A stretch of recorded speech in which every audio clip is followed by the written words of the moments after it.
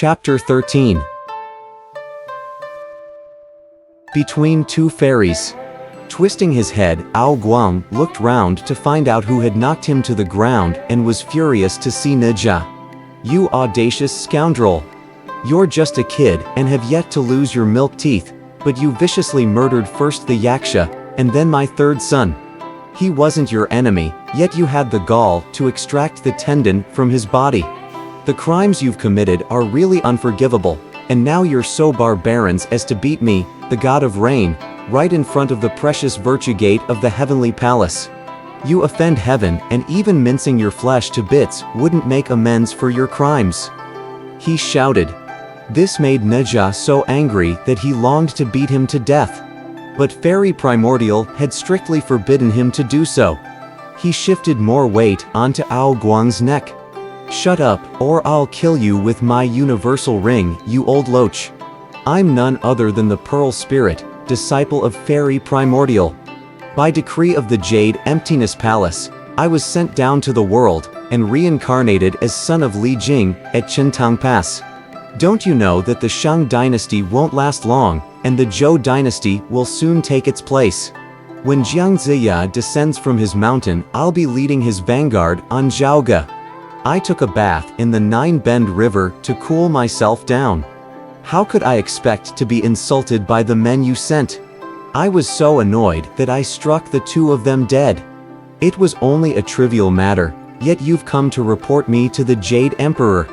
My master told me that even if I beat you to death like the others, you old fool, it would be of no consequence."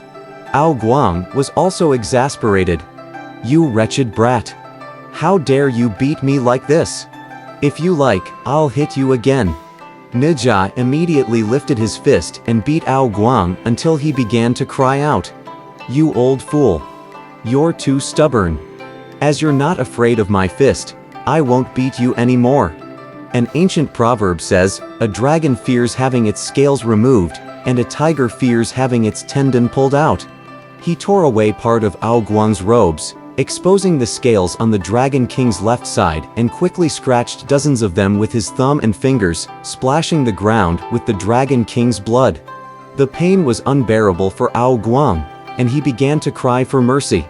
"If you want mercy from me, you must forget about reporting me to the Jade Emperor, and follow me back to Qintang Pass.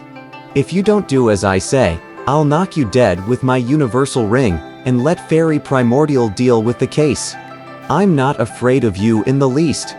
Confronted with such a wicked fellow, Ao Guang had no choice but to agree, saying, "I'm willing to follow you to Qintang Pass." Nija let him get up.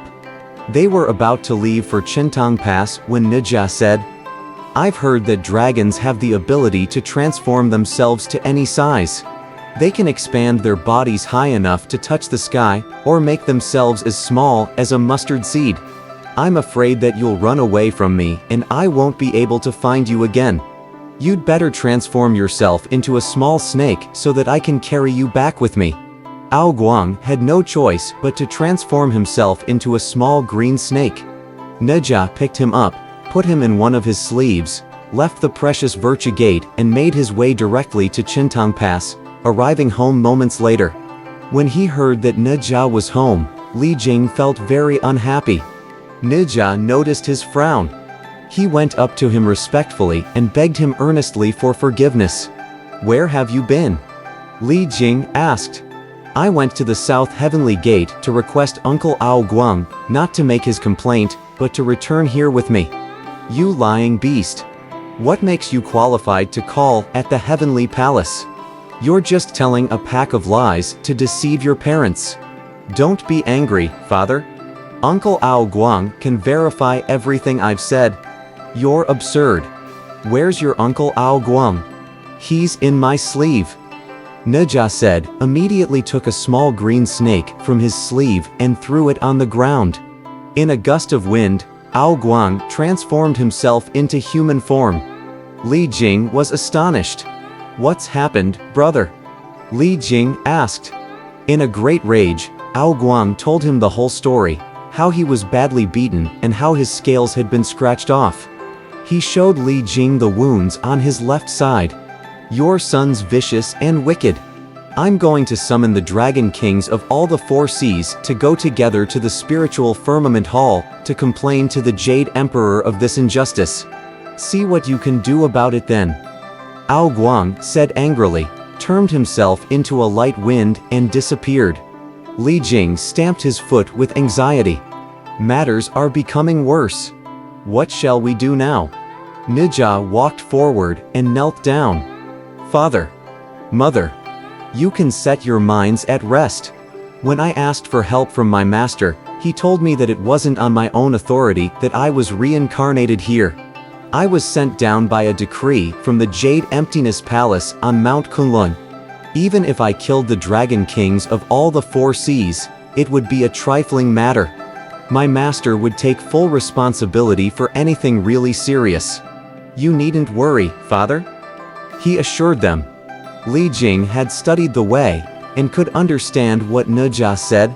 Moreover, he realized that since Nija was able to fly to heaven and torture Ao Guang at the South Heavenly Gate, he was no ordinary mortal and must have been sent to the world for a purpose.